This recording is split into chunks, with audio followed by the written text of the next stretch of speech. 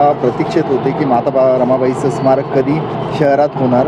अखेर तो दिवस उगवत आहे. उद्या या स्मारकाचं उद्घाटन होणार आहे. एकूणच आपण आज काय इथे कशाप्रकारे भेट दिली, कशा प्रकारची पाहणी केली? माता रमाईचे स्मारक व्हावे अशा सर्व पिंपरी चिंचवडकरांना त्याची प्रतीक्षा होती.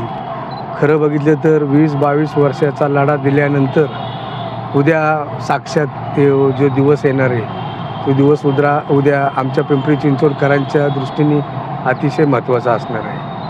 खरं बघितलं तर माता रमाईंचा त्याग आणि त्यातून भारतरत्न डॉक्टर बाबासाहेब आंबेडकर निर्माण झाले याच्या पद्धतीचं स्मारक या ठिकाणी करण्यात येणार आहे.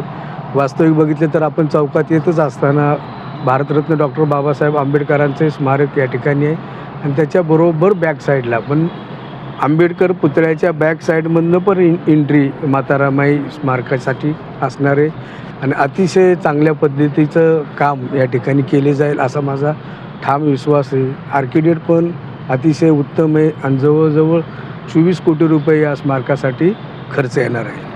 एकूणच म्हणजे ही जी जागा होती PMTच्या मालकीची होती आणि जागा द्यायला प्रशासन तयार नव्हता. एकूणच जे आंबेडकरी विचाराचे तुम्ही सगळे जे नेते मंडळी आहेत त्यांच्या लढ्याला यश आलं का? नाही, प्रशासनाने आम्हाला सदैव मदतच केलेली. शेवटी आरक्षण पडत असताना ते आरक्षण PMPLचं होतं.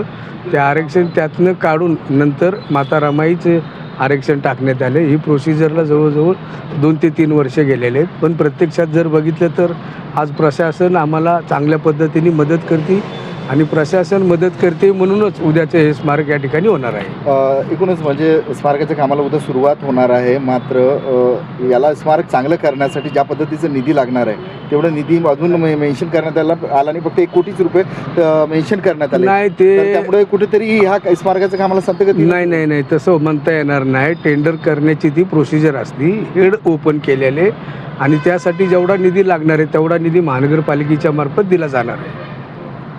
ओके.